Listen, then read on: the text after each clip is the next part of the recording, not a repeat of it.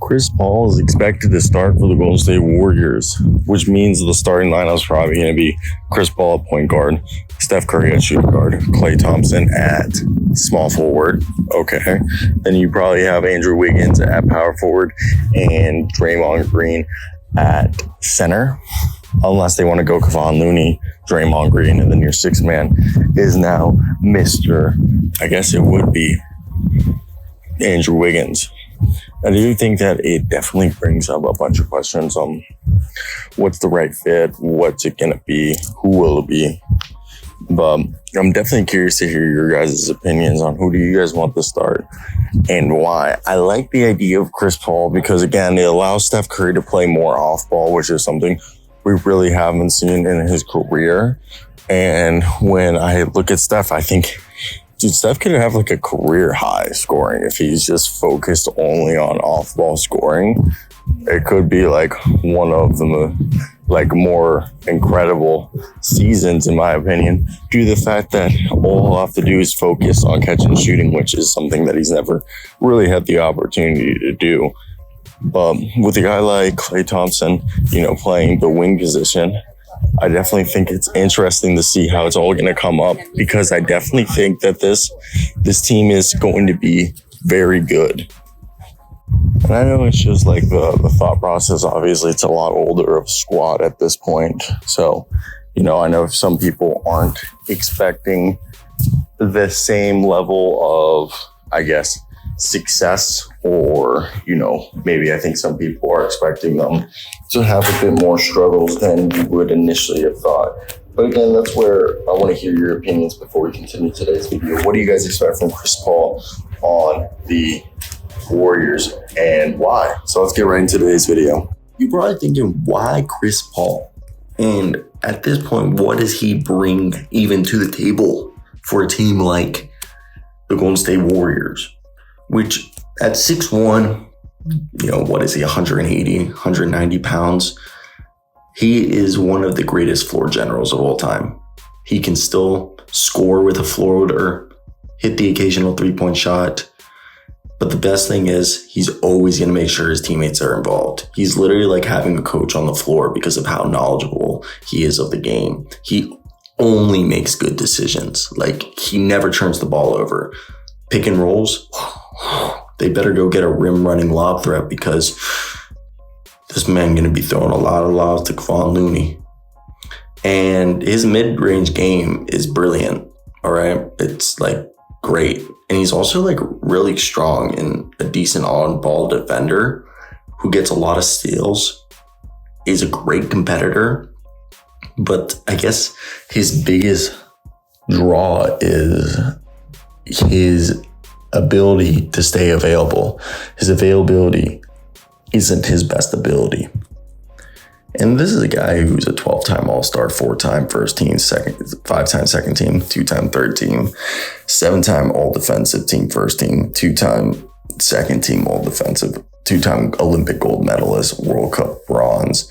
All right, like, he's actually 5'11". I did not know that. He's 5'11" without shoes, 6'4". Damn, I'm bigger than Chris Paul. I've never met Chris Paul, but I'm 6'1" without shoes. I guess I'm like 6'2" with shoes. Let me just say, when I was at Summer League, I was one of the taller the only journalists who were taller than me were like Marc Spears and like actual former basketball players were like athletes.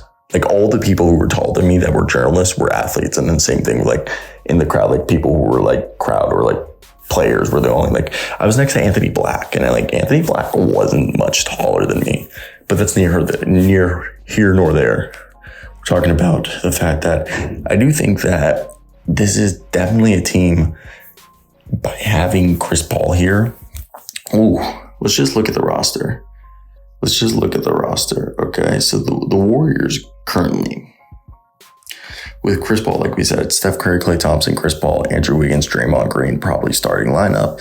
And if it's not Andrew Wiggins, it's Draymond Green and Kevon Looney, with then Gary Payton II, Andrew Wiggins, Jonathan Kuminga, Moses Moody, Dario Saric, Corey Joseph, Brandon Podozemski, Trace Jackson Davis, and Lester Quinones.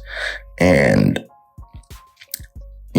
I bet also what I am going to let you guys know is what's probably going to happen. Chris Paul has no money guaranteed in 2024 to 25. So I wonder if they're going to, like, I don't know. I know in the NFL you can renegotiate and extend. So if a guy is earning 30 million, what you can do is, pay him, turn that 30 million into a 3-year deal where you pay him $10 million over the next 3 years. I'm pretty sure in the NBA you can't do that. But this team's like way better than they were like a year or two ago. Like, just think about this, okay? Steph Curry, Chris Paul, Klay Thompson, Andrew Wiggins, Draymond Green is your 5 guys. Then you have Dario Saric, okay? Kevon Looney, Gary Payne II, Jonathan Kuminga, Moses Moody. Like, this is a team that's equally as good as the team that won a championship a few years ago. Or it seems like it. It's definitely interesting. So for me, when I look at this team, I definitely think they're putting themselves in a position to have more success. Because think about it, the best Warriors teams have been the ones with, Sean Livingston, Leandro Barbosa. Okay, you also had in the most recent championship, you had Gary Payne II. But he wasn't really your secondary ball handler. Your secondary ball handler that year. I mean, Gary did come in whenever Steph had to take a breather, but Iguodala was a huge help there. Draymond Green was a huge help in their most recent championship. Otto Porter. I mean, even though there wasn't really necessarily a pure backup point guard on that team, as we look back at that championship roster. I think, with the Warriors, they've always been their best when they've had another pure point guard on the team. And even with that 21 Warriors team, we can't sit here and be like, oh, they didn't have a pure point, because you know what?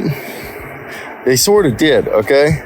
The team that ended up winning the title in 21 to 22, their backup guard that year, correct me if I'm wrong, was, yes, it was Gary Payton, but they had Damian Lee, okay, who was kind of like their backup point guard, and Jordan Poole. Again, both guys were kind of like that backup point guard role for them.